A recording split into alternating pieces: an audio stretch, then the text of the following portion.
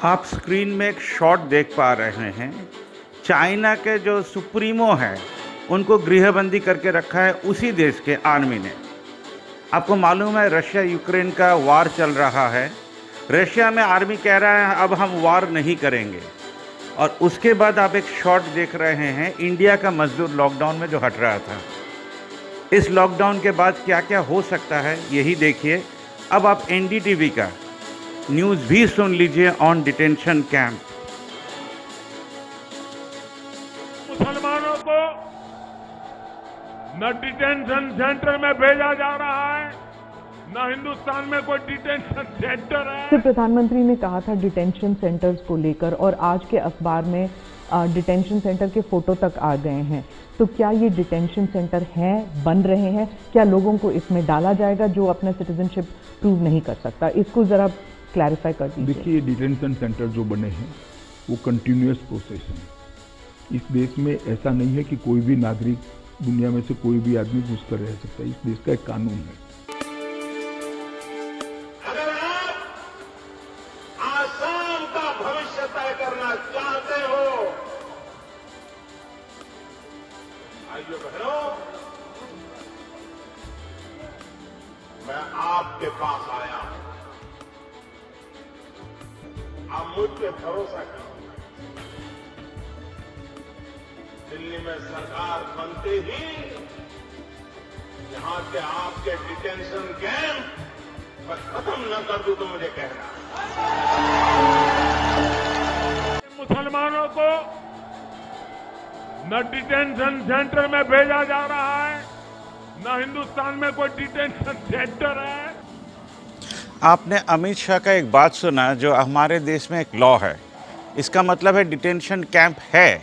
2014 के पहले मिस्टर मोदी बोल रहे हैं हम डिटेंशन कैंप उठा देंगे अगर असम में और 2000 इलेक्शन के बाद जब शाहीन बाग का मूवमेंट चल रहा है डिटेंशन कैंप लेकर, तब वो कह रहे हैं डिटेंशन कैंप है ही नहीं। आप किसको विश्वास कीजिएगा?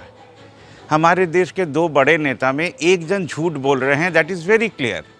तो उनको क्या रेजिग्नेशन देना चाहिए? ये क्वेश्चन आज तक किसी लॉयर ने किया नहीं, और किसी जज ने भी इन दोनों को बुलाकर ये नहीं पूछा जो which is the truth. The truth is detention camp है। एनआरसी करने के लिए, असम के लिए जो करने का था, माने उधर के बाहर के आदमी को बाहर भेजने के लिए, वो अभी पूरे देश के ऊपर लागू कर दिया गया। जो राजीव गांधी ने एग्रीमेंट किया था असम स्टूडेंट के साथ, बहुत वायलेंस होने के बाद जो असम के लिए वैलिडिटी था वो पूरा देश के लिए क्यों किया जा रहा है? क्योंकि हर सिटीज़न को उनको दौड़ाना है। 2024 का इलेक्शन आज इसलिए इम्पोर्टेंट है क्योंकि लोग बाग हर जगह हैं। पूरा इंडिया को अगर देखा जाए तो वो रास्ते के ऊपर हैं। बिजनेसमैन लोग अगर शॉप बंद कर पाते, जिनका दिवालिया हो गया है 2016 के बाद, तो वो भी रास्ते पे ही रहते। आज अरविंद केजरीवाल का ग्राउंड क्यों सॉलिड हो रहा है? क्योंकि वो सच बात बोल रहे हैं। आज स्कूल भी हमारे देश के टेक्सचर में आ गया है। सोचिए, आप शपथ ले रहे हैं देश को ठीक तरह चलाने का, कभी झूठ नहीं बोलिएगा, and you will serve to your best of ability. आप जो गेम प्रैक्टिस ही नहीं किए, वो देश को आप कैसे चला सकते हैं? 130 करोड़ जनता खुद ही चलता है, तब आप ऊपर बैठकर क्या कर सकते हैं? देश को नचा सकते हैं या खुद नाच सकते हैं। ये दो ऑप्शन रहता है। The lust for power, for seat is a main reason of misrule. If you do not love your country, अब अपने कंट्री को लव करते हैं ये कैसे समझाइएगा? सिर्फ शहीद लोग को माला पहना के नहीं, नेताजी का स्टैचू बना के नहीं, सरदार वल्लभ भाई का पटेल को यूनिटी सेंटर बोलकर नहीं। यूनिटी सेंटर क्या हो सकता था? हर पारा में, हर लोकेलिटी में, हर जात के आदमी को लेकर एक टीम बनाया जाता है, जिनका काम ही होता जो उस जगह पर सैंक्टिटी बना के रख के हर जात के साथ मिलन क्षेत्र बनाएं। अभी भी हमारे देश में जात लोगों को लेकर कोई कॉमन एजेंडा नहीं है। ये होना चाहिए था यूनिटी का कारण, ना कि सरदार वल्लभ भाई पटेल का स्टैचू बनाकर।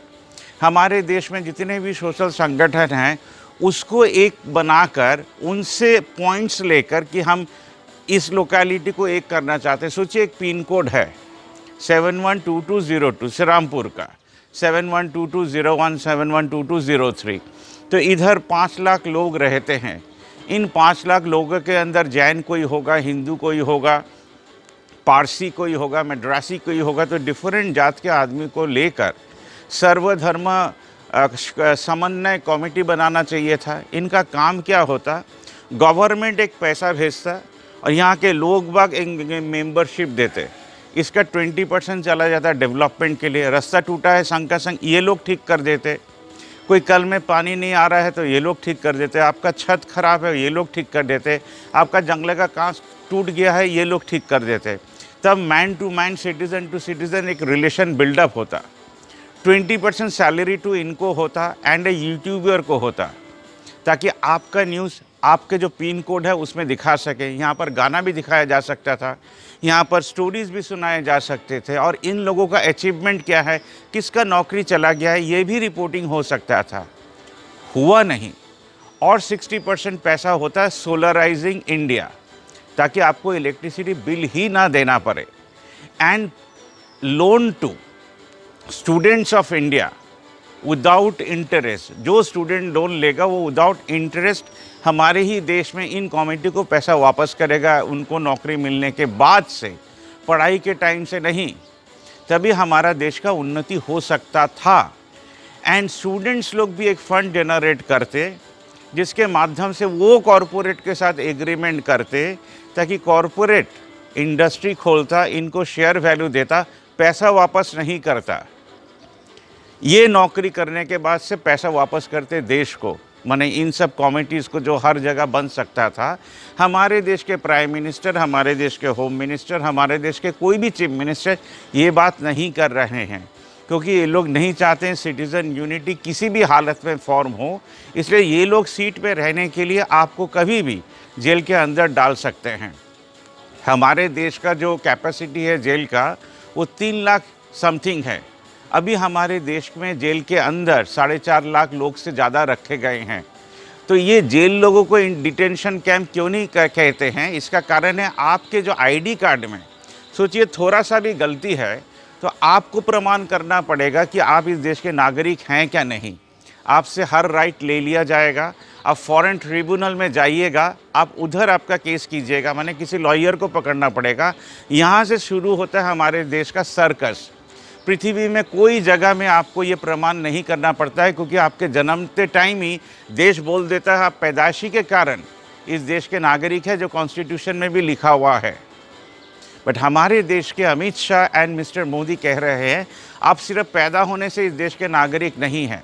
ये नियम को बदल दिया गया 2003 में, और 2022 में आके ये नाटक और बढ़ा है। लॉकडाउन के बाद ये नाटक और भी बढ़ता रहेगा।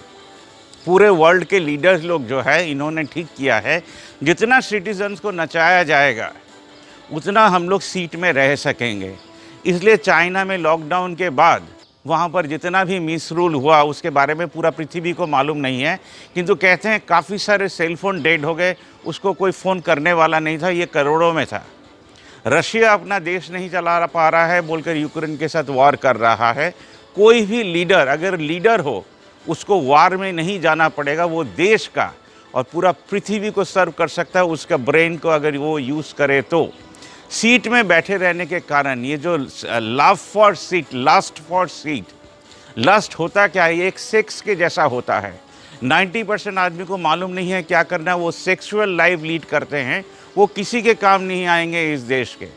और 10% आदमी हैं वो सीट को लव करता है सेक्स के जैसा, इसलिए वो छोड़ ही नहीं पाता है, वो सीट के प्रेम में पड़ जाता है, उस सीट के लिए वो प्राण भी दे देगा। हम प्राण का बात क्यों बोल रहे हैं, दीनदयाल उपाध्याय जिसके नाम से ये मुगल सराय स्टेशन को किया गया, आपको मालूम है इनका भी मर्डर हुआ था। संजय गांधी के बारे में भी बोला जाता है उनका भी मर्डर हुआ था। प्रमोद महाजन को बोला तो जाता है उनके भाई ने मर्डर किया, बट आपको लगता है क्या उसका भाई उसको किस रीज़न के कारण मर्डर कर सकता है? तब बोला गया था अरे अरे ये तो भाई का बहुत नाम हो जा रहा है। माय फुट, पैसा दिया गया था ताकि वो प्रमोद महाजन का मर्डर करें, क्योंकि वो कॉन्टेस्टेड टू प्राइम मिनिस्टर बन सकते थे तब के। तो अब 2024 इलेक्शन जीतने के लिए बीजेपी के पास कुछ भी नहीं है, हारने के लिए ही सब कुछ है। 400 का सिलेंडर 1100 रुपया तो हो ही गया है, हमारे देश का तेल का दाम बढ़ ही गया है, हमारे देश का पैसे का वैल्यू सबसे कम है अभी। तो 2024 का इलेक्शन का मेन प्लान क्या होगा? अभी ये लोग मुस्लिम संगठन लोग के ऊपर वॉर डिक्लेयर कर दिए हैं, अनडिक्लेयर्ड वॉर। क्यों कर दिए हैं, इसका भी एक बड़ा कारण है। मोहन भागवत जी अभी मद्रासास में जा रहे हैं एक यूनिटी का बात करने के लिए। 2024 इलेक्शन के पहले किसी को मर्डर किया जाएगा और उस मर्डर को दिखाया जाएगा, देखो मुस्लिम लोगों ने मारा है। यही होगा बीजेपी का 2024 का इलेक्शन का मेन रीज़न, क्योंकि उनके पास कहने के लायक कुछ भी नहीं है। ना वो आपके फादर मदर के पास खड़े होंगे, ना हमारे देश में एम्प्लॉयमेंट जनरेट कर पाएंगे। सिर्फ इतना पॉलिटिकल बॉन्ड में उन्होंने पैसा लिया है कॉरपोरेट से, वो सिर्फ कॉरपोरेट के लिए काम करेंगे और कॉरपोरेट का लोन को राइट ऑफ करेंगे। तो 2024 का इलेक्शन होने जा रहा है, एक तरफ बीजेपी गवर्नमेंट रहेगा जिसको देश के बारे में कुछ नहीं मालूम है, इसलिए सबको नचा देंगे, और एक तरफ आप रहिएगा, क्योंकि कांग्रेस आपके पास नहीं है, सीपीएम आपके पास नहीं है, जनता दल यूनाइटेड आपके पास नहीं है, आम आपके पास नहीं है। अगर ये पार्टी लोग हमारे पास होते तो ऑलरेडी हमको जोड़कर, मैंने देश के सिटीजन को जोड़कर कुछ कर रहे होते, कुछ प्लान बना रहे होते। ये लोग सिर्फ ऊपर में जोड़ रहे हैं। अरविंद केजरीवाल खुद ही बोल रहे हैं, अगर कुछ करना है, देश को आगे ले जाना है तो जनता के साथ जुड़ना पड़ेगा। बट आम आदमी भी अभी जनता को जोड़ा नहीं है, सिर्फ वो लोग अपना ही भाषण दे रहे हैं कि वो लोग देश के लिए क्या करेंगे अगर इलेक्शन जीत जाते हैं तो। इस देश के नेताओं को इकट्ठा करने से देश नंबर 1 नहीं बनेगा। 130 करोड़ लोगों को अलायंस करने से देश नंबर 1 बनेगा। एक ध्यान रखिएगा, हमारे देश में हिंदू लोगों ने ही हिंदू लोगों को मारा। गांधी जी को जिसने मारा वो गोडसे ही था। 13 बार गुजरात को लूट किया गया, सोमनाथ टेम्पल को हमारे ही देश के आदमी, बाहर के आदमी लोग को बुलाकर कमीशन खिला कर हमारे देश को लुटाते रहे। ब्रिटिश लोग भी कमीशन दे देकर, और ध्यान रखिएगा साउथ इंडिया में ब्रिटिश लोग का उतना इम्पैक्ट नहीं था जितना नॉर्थ इंडिया में था, बंगाल में था, उड़ीसा में था। कारण एक ही है, जहाँ का आदमी घूस खाएगा, हमारे जो हिंदी हार्टलैंड है, देखिएगा उधर का ही आदमी सबसे ज़्यादा करप्ट निकलेगा। इसके लिए इतिहास को घाटने का ज़रूरत नहीं है। महाराष्ट्र में आपने देख ही लिया कि कैसे एमएलएज एमपीज़ को बाई किया जाता है, सेल किया जाता है गुवाहाटी ले जाकर, महाराष्ट्र से गुवाहाटी ले जाकर। तो ये जो शिवसेना नाम है, कोई भी हिंदू संगठन है, इनको देश के प्रति कोई भालोबासा ही नहीं है, जानते भी नहीं है देश होता क्या है। अगर देश को जानते तो सबसे पहले ये लोग कमेटी बनाते जो अपने फादर मदर के पास कैसे खड़े होंगे, और रेलवे में सीनियर सिटीज़न का जो कॉन्सेशन मिलता था उसको कभी भी उठाते नहीं। डेमोक्रेसी का मतलब है जो राइट हमको मिला उसको पार्लियामेंट में बाय एनी चांस उसको कभी हटाया ही नहीं जा सकता है। ये लेकर सुप्रीम कोर्ट भी मुंह नहीं खोलेगा। तो हमारे देश में अगर लॉ है तो लॉयर्स लोग कहाँ हैं सिटीजन्स लोग को फाइट करने के लिए? There are not a single lawyer in India who will fight for citizen justice.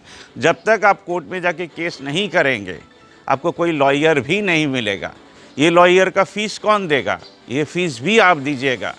अगर आप चाहते हैं कि देश का खुशहाली आए तो नागरिक मूवमेंट को स्ट्रॉन्ग करने के लिए रास्ता में पैदल नहीं चलना है। महीने में एक दिन आपको एक जगह आके घर का पुराना खबर का कागज़ वेस्ट जमा करना है, ये एक चंदा देना है। आप पाड़े से अगर एक हुए तो आप एक लॉयर को भी डेजिग्नेट कर सकेंगे। पूरा इंडिया का नागरिक लॉयर्स लोग को अपने पेरोल में अगर रखे, हमारे देश में जितने भी लॉयर अभी रिटायर्ड हो गए हैं, जजेस लोग रिटायर्ड हो गए, पुलिस लोग रिटायर्ड हो गए, तब जाके एक डेमोक्रेसी शायद इस्टेब्लिश हो। वरना 2024 का election corruption of the BJP होकर ही रह जाएगा, क्योंकि 23 करोड़ लोग इकट्ठा होकर बीजेपी को ही वोट देते हैं। इनको इतना भी नहीं मालूम है कोई भी मुस्लिम संगठन या पाकिस्तान भी इंडिया को कभी भी राज नहीं करना चाहता है, because they want to live in democracy not by democracy. ये ज़रूर से ध्यान रखिएगा। हमारा चैनल कैसा लगा ज़रूर से कमेंट कीजिएगा। ये एपिसोड कैसा लगा शेयर और सब्सक्राइब करना नहीं भूलिएगा। Thank you very much. I am Naresh Jain.